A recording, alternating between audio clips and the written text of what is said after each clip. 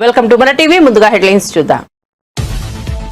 హైదరాబాద్ లో 4th సిటీగా future సిటీని నిర్మించాలని నిర్ణయించామన్న రేవంత్ రెడ్డి. ఇతర దేశాల్లోని నగరాలతో ఫ్యూచర్ సిటీ పోటీ పడుతుందన్న సీఎం.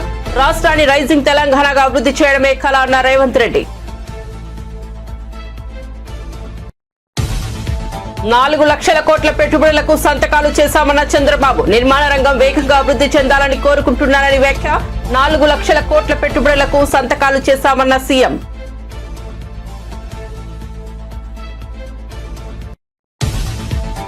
కేసీఆర్ ఢిల్లీకి వెళ్లి కాంగ్రెస్ కు కప్పం కడుతున్నందుకే రేవంత్ రెడ్డి ఏమీ చేయలేకపోతున్నారా అన్న బండి సంజయ్. ఫార్ములా కేసులో కేటీఆర్ అరెస్ట్ అయితే ఆందోళనలు ఎందుకు చేయాలని ప్రశ్న.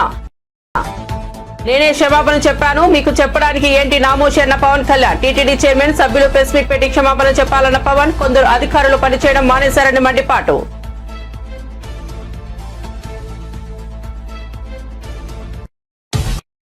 ఇక వార్త వివరాల్లోకి వెళ్తే, కొత్త ఏడాదిలో రాష్ట్రంలో నిర్మాణ రంగం వేగంగా అభివృద్ధి చెందాలని కోరుకుంటున్నానని ఏపీ ముఖ్యమంత్రి చంద్రబాబు ఆకాంక్షించారు. గత వైసీపీ ప్రభుత్వ హయాంలో నిర్మాణ రంగం అధ్వానంగా మారిందని అన్నారు.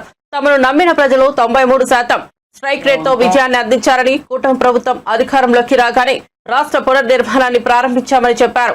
గుంటూరులోని చేబ్రోలు హనుమయ్య మైదానంలో నిర్వహిస్తున్న నరెట్కో ప్రాపర్టీ షోను చంద్రబాబు ప్రారంభించారు. ఈ సందర్భంగా మాట్లాడుతూ వ్యాఖ్యలు చేశారు. ప్రధాని మోదీ విశాఖకు వచ్చి 2 లక్షల కోట్ల అభివృద్ధి పనులకు ప్రారంభోత్సవాలు, శంకుస్థాపనలు చేశారని చంద్రబాబు తెలిపారు. నిర్మాణ రంగంపై 34 లక్షల మంది ఆధారపడి ఉన్నారని చెప్పారు. ఉచిత ఇసుక విధానాన్ని తీసుకొచ్చి నిర్మాణ రంగానికి ఊతమిచ్చామని అన్నారు. మేము ముందుంటామని చెప్పి కూడా మీ అందరికి హామీ ఇస్తున్నా. ఇదే కాకుండా ఈరోజే నారాయణ గారు చెప్పారు,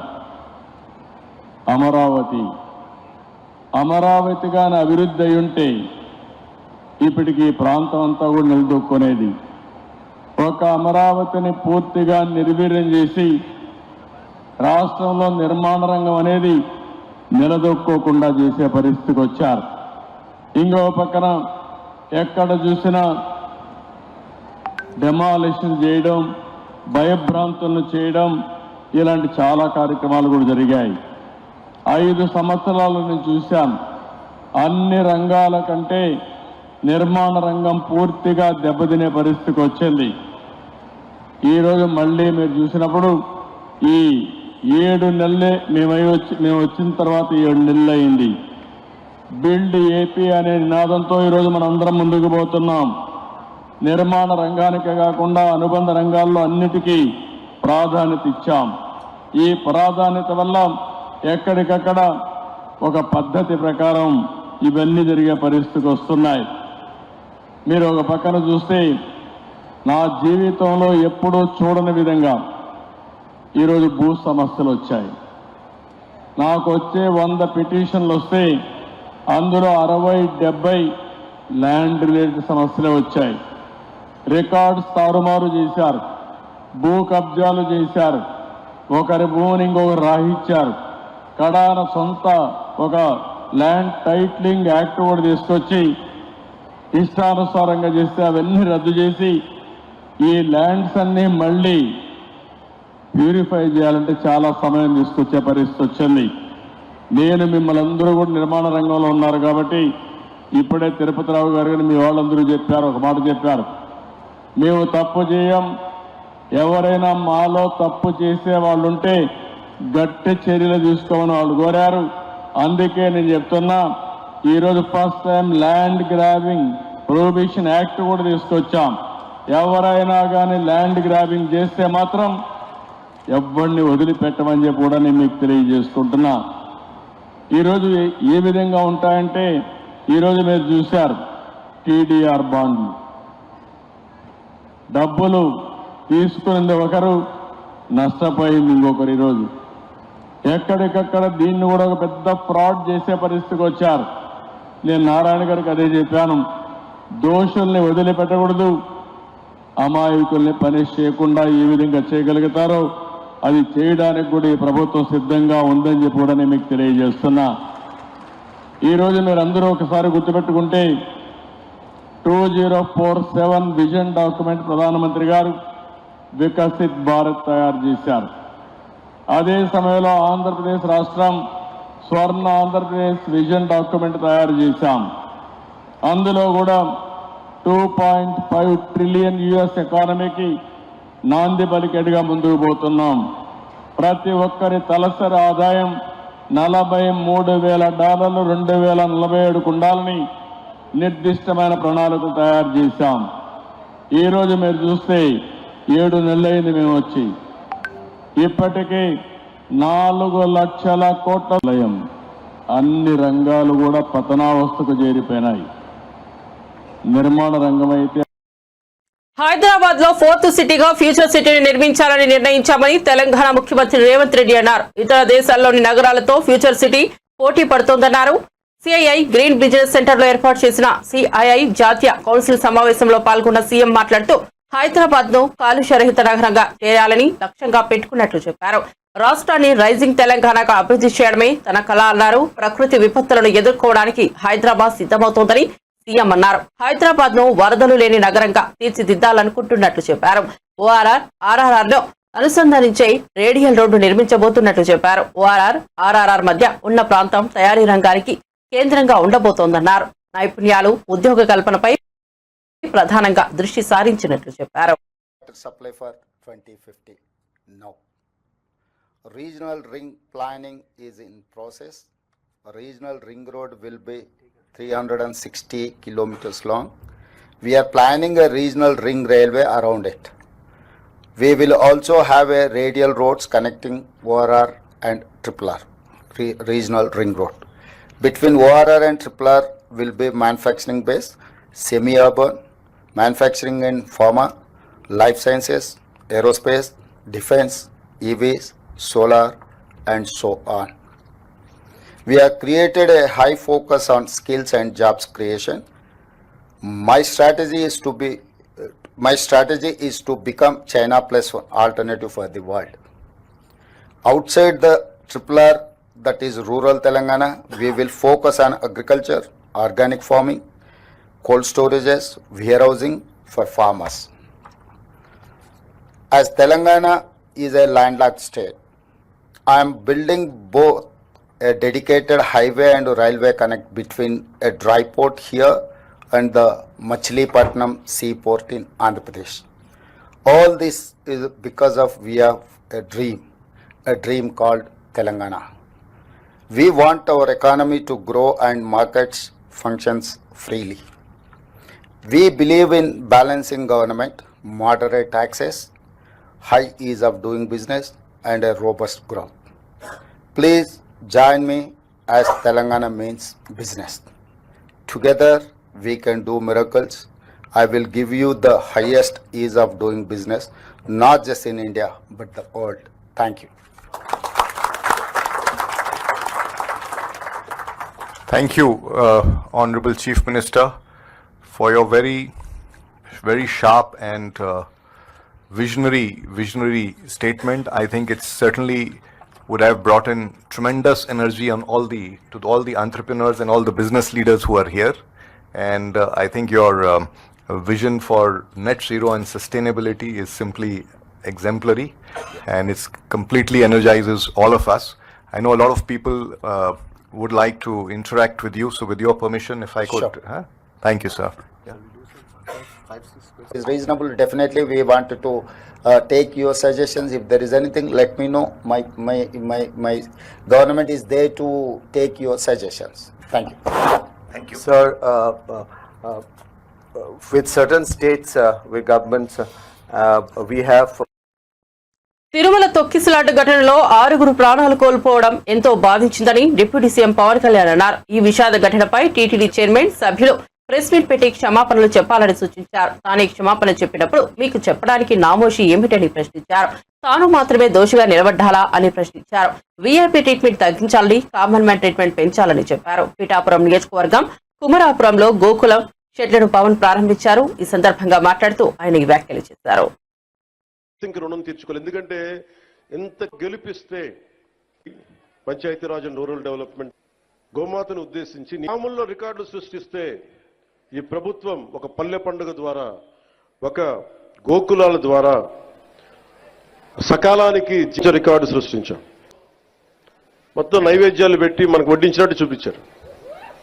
అలా collective responsibility. Leadership is all about collective ఒక వ్యక్తి కనుక వాడి బాధ్యత నిర్వర్తించుంటే సరిగ్గా ఇంతమంది మంత్రులు వెళ్లాల్సిన పరిస్థితి ఉండేది కాదు, ముఖ్యమంత్రి రావాల్సిన పరిస్థితి ఉండేది కాదు, నేను వెళ్లాల్సిన పరిస్థితి ఉండేది కాదు, ఎంటైర్ క్యాబినెట్ ఉండాల్సిన పరిస్థితి ఉండేది కాదు. దానికి అదనంగా పోలీసులందరికీ ఒత్తిడి, డిఎస్పీలకి ఎస్పీలకి అందరికీ ఒత్తిడి. అంటే ఒక్క చిన్నపాటి ఏరియాలో ఒకళ్ళు చేసిన తప్పుకి మొత్తం సమిష్టిగా జిల్లా పోలీస్ యంత్రాంగం ఎస్పీ గారితో సహా దాన్ని ఫలితం అనుభవించాల్సి వచ్చింది. నాకు ప్రత్యక్షంగా దానికి సంబంధం లేకపోయినా నేను దాంట్లో ప్రభుత్వంలో బాధ్యత కాబట్టి సనాతన ధర్మాన్ని పాటించే హిందువులందరినీ నేను క్షమాపణ అడిగాను. అంటే ఇది ప్రతి ఒక్కరూ బాధ్యత నిర్వర్తించాలి. కేవలం నాయకులకి ఓట్లేస్తే సరిపోదు. ప్రతి ఒక్క ప్రజాప్రతినిధి కానీ, అధికారి కానీ, ఉద్యోగి కానీ ఎవరి బాధ్యతలు వాళ్ళు నిర్వర్తించాలి. లేకపోతే మటుకు ఇలాంటి దుర్ఘటనలే వస్తాయి, అభివృద్ధి ముందుకెళ్తుంది. అలాగే గత ప్రభుత్వంలో అలవాటైపోయి కొంతమంది, ప్రత్యేకించి కొంతమంది అధికారులకి పనిచేయడం మానేశారు, నిర్లక్ష్యంగా ఉండటం ఉన్నారు.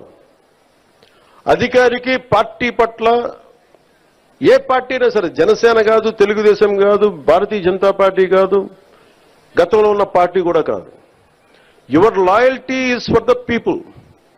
మీరు రాజ్యాంగానికే మీరు కట్టుబడి ఉండండి. నేను ప్రత్యేకించి ఫేవర్స్ ఏమి అడగం. నేను ప్రతిసారి కలెక్టర్ గారికి కానీ, ఎస్పీ గారికి కానీ నేను ఒకటే చెప్పాను, మీరు నాకు ప్రత్యేకించి ఏం చేయకండి అన్న. కనీసం మీరు మాకు చేయాల్సింది న్యాయం అందరికీ జరిగేలా చూడండి అని చెప్పాను. మా వాళ్ళు శిక్షిస్తే, తప్పు చేస్తే మాకు కూడా బాధ్యత నేర్పండి అని చెప్పాను. ఎందుకంటే నేనే స్వయంగా అసెంబ్లీలో నేనే చెప్పాను, తప్పు చేస్తే నన్ను కూడా శిక్షించమని. అలాంటిది మీరు మా వాళ్ళు రక్షించమని నేను అడగట్ల, కానీ రాజ్యాంగం ఇచ్చిన విధుల్ని సంపూర్ణంగా పరిరక్షించమని నేను మనస్ఫూర్తిగా అడుగుతా ఉన్నాను. అంటే ఇది ముఖ్యంగా మన పిఠాపురంకి సంబంధించి మీ అందరి దృష్టికి తీసుకొస్తా ఉన్నా. నేను మొన్నదాకా జిల్లాలు తిరుగుతాను, ప్రతి జిల్లా కేంద్రాలకు వెళ్తాను, మనకున్న 26 జిల్లాలకు వెళ్తాను అనుకున్నాను. నేను చాలా పెద్ద మనసుతో వచ్చాను, గొడ్డు చాకిరీ చేయడానికి వచ్చాను ఇక్కడికి. సో ముందు పిఠాపురంతో మొదలు పెట్టాలని అనుకున్నాను. అంటే నేను ముందు నాకు ఉద్దానంతో ప్రారంభించాం కాబట్టి శ్రీకాకుళంకి వెళ్దామా, లేదంటే భయంతో ఉండే, ఎంతసేపు భయం గుప్పిట్లో ఉండే కొన్ని రాయలసీమ జిల్లాలకు వెళ్దామా, ఇట్లా అన్ని ఆలోచిస్తున్నా. ఒకటే అనిపించింది, రాష్ట్రంలో సీఎం రేవంత్ రెడ్డి ఆద్యంతం ఎలక్ట్రిక్ వాహనాల గురించే మాట్లాడారని, కానీ 5 ఏళ్ల క్రితమే కేటీఆర్ వీటిపై జీవోలు తీసుకొచ్చారని బీఆర్ఎస్ నేత ఆర్ఎస్ ప్రవీణ్ కుమార్ అన్నారు. కేటీఆర్ మొబిలిటీ వ్యాలీ ఐడియాను రేవంత్ రెడ్డి కవర్ పేజీ మార్చి భలే తస్కరించారని ఎద్దేవా చేశారు. ఇండస్ట్రీలో బజ్ సృష్టించేందుకే కేటీఆర్ ఫార్ములా ఈకే రేసింగ్ ను హైదరాబాద్ కు తీసుకొచ్చారని, కానీ దానిని కాంగ్రెస్ వాళ్ళు అవినీతి అంటున్నారని ఆగ్రహం వ్యక్తం చేశారు. ఈ అంశంపై వారు ఎలాంటి చర్చకు సిద్ధంగా లేరని విమర్శించారు. రేవంత్ రెడ్డి చెబుతున్న ఫ్యూచర్ సిటీకి కేటీఆర్ ఇదివరకే చెప్పిన మొబిలిటీ వ్యాలీకి తేడా ఏమిటో చెప్పాలని నిలదీశారు. కేసీఆర్ ఢిల్లీకి వెళ్లి కాంగ్రెస్ పార్టీకి కప్పం కడుతున్నందుకే రేవంత్ రెడ్డి వారిని ఏమీ చేయలేకపోతున్నారా అని కేంద్ర సహాయ మంత్రి బండి సంజయ్ కాంగ్రెస్ బీఆర్ఎస్ పార్టీలపై మండిపడ్డారు. ఆయన మీడియాతో మాట్లాడుతూ ఫార్ములా ఈ కార్ రేస్ కేసులో కేటీఆర్ అరెస్ట్ అయితే ఆందోళనలు ఎందుకు చేయాలని ప్రశ్నించారు. కేటీఆర్ ఏమైనా స్వతంత్ర సమరయోధుడా అని నిలదీశారు. ప్రభుత్వ సొమ్మును అక్రమంగా కట్టబెట్టారని ఆరోపించారు. ఇప్పుడేమో బీఆర్ఎస్ నేతలు అడ్డగోలుగా మాట్లాడుతున్నారని ధ్వజమెత్తారు.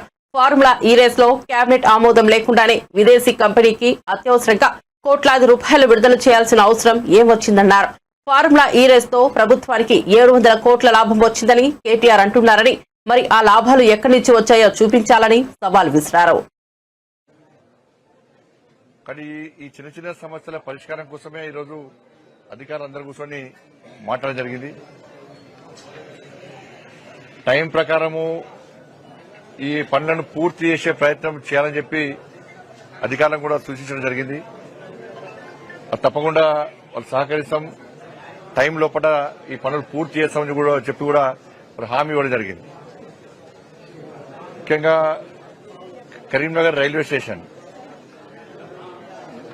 దేశవ్యాప్తంగా నరేంద్ర మోడీ గారి ప్రభుత్వం అమృత్ భారత్ స్కీమ్, దీని ద్వారా ఆదర్శ రైల్వే స్టేషన్లను నిర్మించాలని చెప్పి నరేంద్ర మోడీ గారి ప్రభుత్వం నిర్ణయించిన తర్వాత దేశవ్యాప్తంగా 1350 రైల్వే స్టేషన్లను ఈ అమృత్ భారత్ స్కీమ్ కింద ఆదర్శ రైల్వే స్టేషన్ గా తీర్చిదిద్దామని చెప్పి నిర్ణయించడం జరిగింది.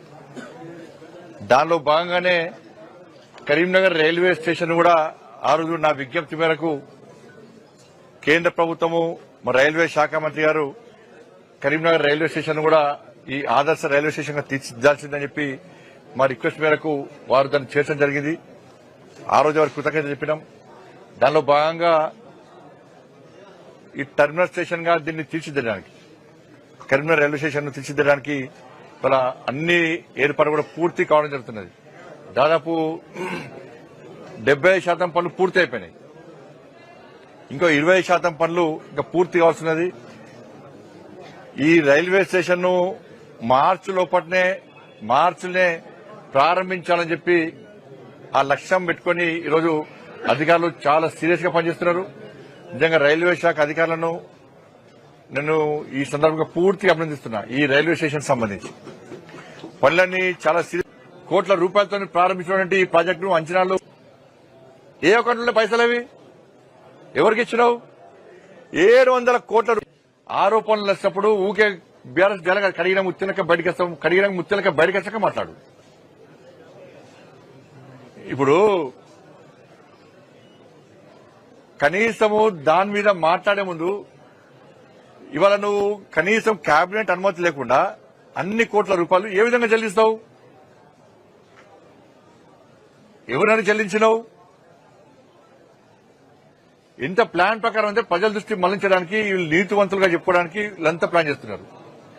కేసీఆర్ కుటుంబం అంటేనే అవినీతి కుటుంబం.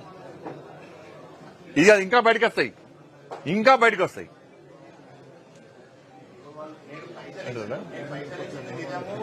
700 కోట్ల లాభాలు వచ్చినాయి. ఎట్లా వచ్చినాయి లాభాలు చెప్పాలి? పర్సుబట్టి లాభాలు చూపట్టు. 700 కోట్ల రూపాయల లాభాలు చూపట్టు, మన లెక్క చూపట్టు. 700 కోట్ల రూపాయలు ఎక్కడ లాభాలు వచ్చినాయో నువ్వు చూపెట్టాలా? ప్రజలు వివరించు. ఏ అకౌంట్లో పైసలు అవి ఎవరికి ఇచ్చినావు? 700 కోట్ల రూపాయలు దొబ్బిపోదామని ప్లాన్ చేసిండు. 700 కోట్ల రూపాయలు దొబ్బిపోదామని ప్లాన్ చేసిండు. ఇలా మళ్ళా ఏం చెప్తున్నాడు? 700 అది కుదరలే కాబట్టి ఇప్పుడు 700 కోట్ల లాభం వచ్చింది. మళ్ళా దానికి ఒక వక్ర భాష చెప్తున్నాడు ఇవాళ.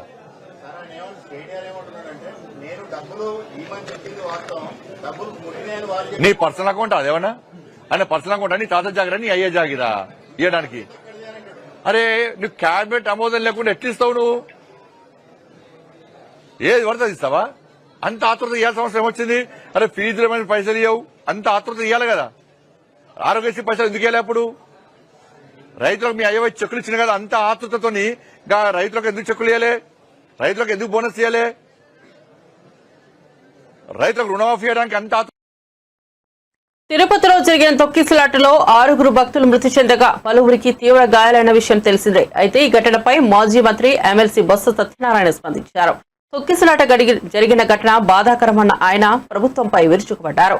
అంతేకాదు ఘటనపై హైకోర్టు సుమోటోగా స్వీకరించాలన్నారు. అలాగే సిట్టింగ్ జడ్జితో విచారణ చేయించాలని డిమాండ్ చేశారు. ఘటనపై బాధ్యత ఎవరిదంటూ నిలదీసిన బొత్స పరామర్శకు వెళ్లిన జగన్ ను విమర్శిస్తారా అని బొత్స మండిపడ్డారు. వారి తాలూకు బృందం మంత్రులు, ఒక 6 మంత్రులు, వారితో పాటు వారి డిప్యూటీ ఉప ముఖ్యమంత్రి, మరి బృందం అంతా కూడా వెళ్ళింది. ఈ దైవ నిర్ణయం అని అంటారు. అసలు నాకు ఏమనాలో అర్థమవులే.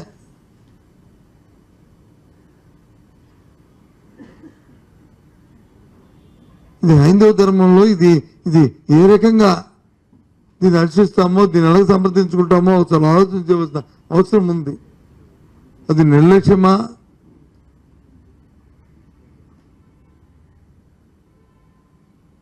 ఈ కార్యక్రమం నాకు అర్థం అవ్వలే. అసలు నేను సూటిగా ఈ ప్రభుత్వాన్ని ప్రశ్నిస్తున్నాను. ఎంతసేపు నిన్న చూస్తున్నాను ముఖ్యమంత్రి గారి తాలూకా ఆయన ఆవాలు భావాలు, వాళ్ళతో మాట్లాడిన విషయాలు, ఆ సందర్భాలు, వాళ్ళ దగ్గర నుంచి తెలుసుకుంటున్న విషయాలు, తిరిగి వీరు వ్యక్తపరుస్తున్న అభిప్రాయాలు అన్నీ కూడా చూశా. లక్షలాది మంది భక్తులు వచ్చి ఈ రోజున అక్కడికి వస్తారు, దేవుని దర్శించుకుంటారు. ఈ రోజు నుంచి వాళ్ళు నిన్న మొన్నటి నుంచే తిరుమలకి వచ్చి దానికోసం కాచుకొని ఉంటారు అనే విషయం ముందు నుంచి తెలిసిన విషయమే కదా. అసలు ప్రభుత్వం తరఫున ఎప్పుడైనా ఒక రివ్యూ అని చేశారా దీని మీద? ప్రభుత్వం తరఫున ఒక సమీక్ష అనేది జరిగిందా? ఎందుకు అడుగుతున్నా అంటే ప్రభుత్వం తరఫున జరిగిందా అని. బోర్డుకున్న పరిమితి చాలా పరిధి తక్కువ. వాళ్ళ పరిధిలో ఒక కలెక్టర్ కానీ, ఒక ఎస్పీ కానీ, ఒక డిఐజీ కానీ, లేదు ఒక మెడికల్ అండ్ హెల్త్ ఆఫీసర్ కానీ, లేదు తిరుపతిలో సంబంధించిన పారిశుద్ధ్య కార్మికులకు సంబంధించిన మున్సిపల్ అడ్మినిస్ట్రేషన్ కానీ,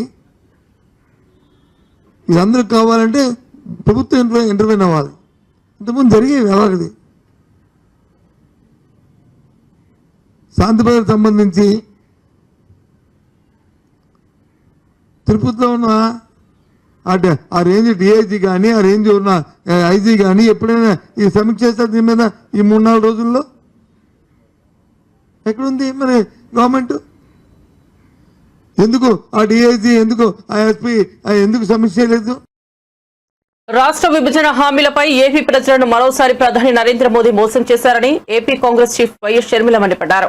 విశాఖపట్నంలో జై బాబూజీ, జై భీమ్, జై సంవిధాన్ పోస్టర్ను రాష్ట్ర వ్యవహారాల ఇన్ఛార్జ్ మాణిక్యం ఠాకూర్ తో కలిసి షర్మిల ఆవిష్కరించారు. ఏపీ ప్రజలను ప్రధాని మోదీ ఇప్పటికే వెన్నుపోటు పొడిచారని, హోదా ఇస్తామని మోసం చేశారని, మొన్న మోడీ విశాఖ వచ్చినప్పుడు కనీసం విభజన హామీలపై ఒక్క మాట కూడా మాట్లాడలేదన్నారు. విశాఖ స్టీల్ మీద ఎటువంటి ప్రకటన చేయలేదని, ప్రైవేటీకరణ మీద వైఖరి ఏంటో చెప్పలేదని విమర్శించారు.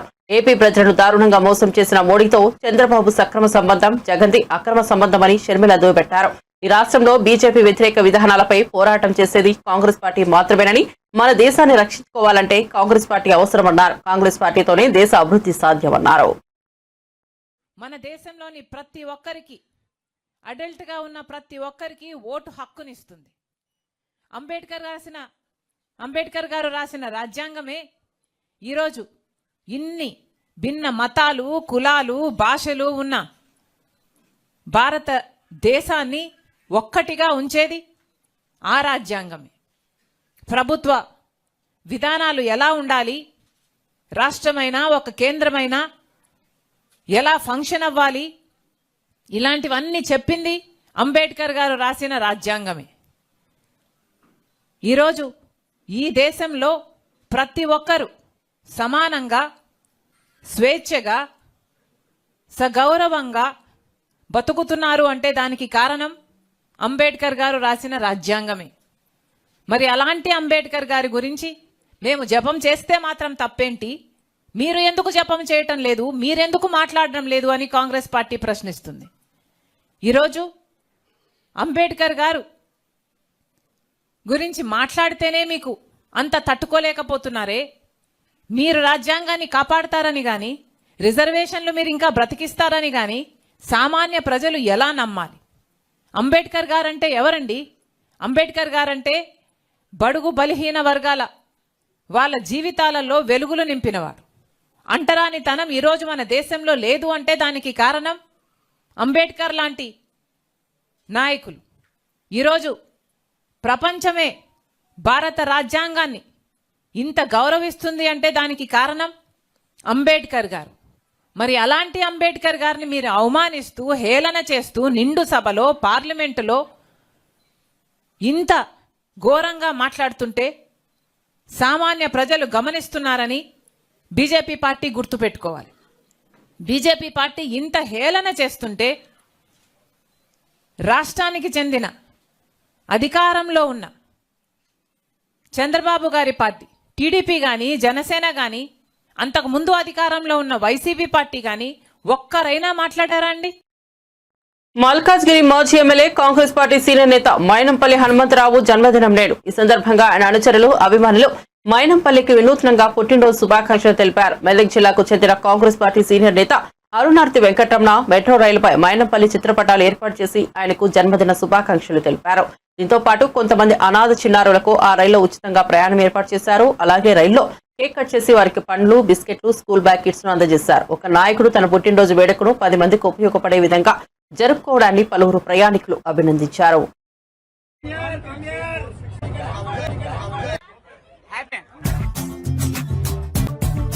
పేదల పెన్నిది, మా ఆరాధ్య దైవులు, మన నాయకుడు మైనంపల్లి హనుమంతన్న గారికి హృదయపూర్వక జన్మదిన శుభాకాంక్షలు. వారి యొక్క జన్మదినాన్ని పురస్కరించుకొని ఈరోజు అనాథ పిల్లలని మెట్రో స్టేషన్ తీసుకొచ్చి వినూత్న రీతిలో వారికి జన్మదిన శుభాకాంక్షలు తెలపాలని మనస్ఫూర్తిగా వారికి భగవంతుడు నిండు నూరేళ్లు ఆరోగ్యాలతో అష్టైశ్వర్యాలతో జీవితాన్ని ప్రసాదించాలని మనస్ఫూర్తిగా భగవంతుని ప్రార్థిస్తున్నాను.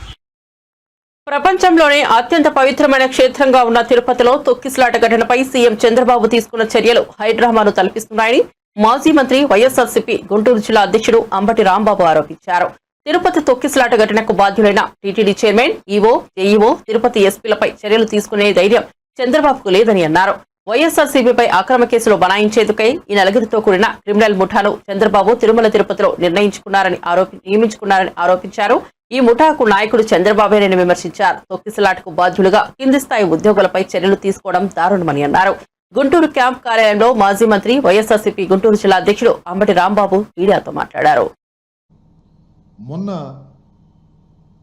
తిరుమల తిరుపతి దేవస్థానానికి సంబంధించినటువంటి వైకుంఠ ఏకాదశి సందర్భంగా వైకుంఠ ద్వార దర్శనానికి భక్తులు వెళ్లేందుకు టోకెన్లు జారీ సందర్భంగా తొక్కిసలాట జరగటం, 6 భక్తులు మరణించటం, అనేక మంది అస్వస్థులు కావటం అనేది చాలా పెద్ద విషయం. ఇది ప్రభుత్వాలు, ప్రజలు, భక్తులు, దేశంలో ఉన్న ప్రతి వారు కూడా చాలా సీరియస్గా తీసుకోవాల్సినటువంటి అంశం. ఇలాంటి అంశాలు మళ్ళా తిరిగి శ్రీ శ్రీ శ్రీ శ్రీ ఏడుకొండల స్వామి వారి సన్నిధిలో జరగకోకుండా అన్ని జాగ్రత్తలు మనం తీసుకోవాల్సినటువంటి పరిస్థితులు ఉన్నాయని ఈ సందర్భంగా నేను మనవి చేస్తున్నా.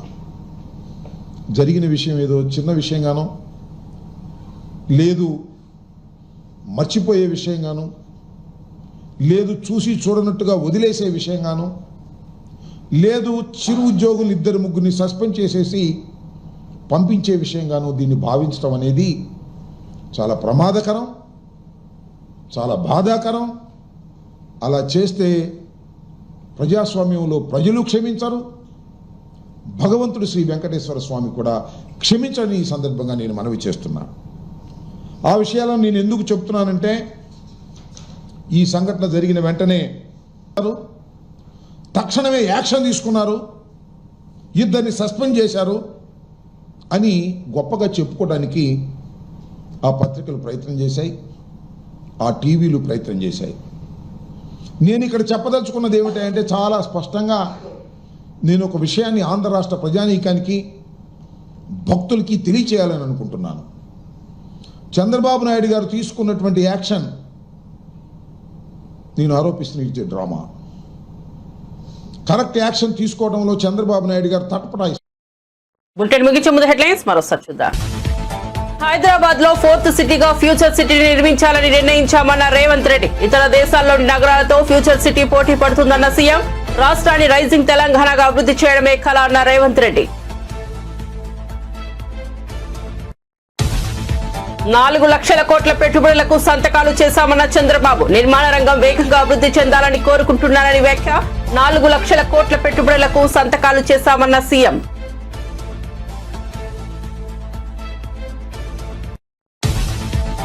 కేసీఆర్ ఢిల్లీకి వెళ్లి కాంగ్రెస్ కు కప్పం కడుతున్నందుకే రేవంత్ రెడ్డి ఏమీ చేయలేకపోతున్నారా అన్న బండి సంజయ్. ఫార్ములా కేసులో కేటీఆర్ అరెస్ట్ అయితే ఆందోళనలు ఎందుకు చేయాలని ప్రశ్న. నేనే క్షమాపణ చెప్పాను, మీకు చెప్పడానికి ఏంటి నామోషి అన్న పవన్ కళ్యాణ్. టీటీడీ చైర్మన్, సభ్యులు ప్రెస్ మీట్ పెట్టి క్షమాపణ చెప్పాలన్న పవన్. కొందరు అధికారులు పనిచేయడం మానేశారని మండిపాటు.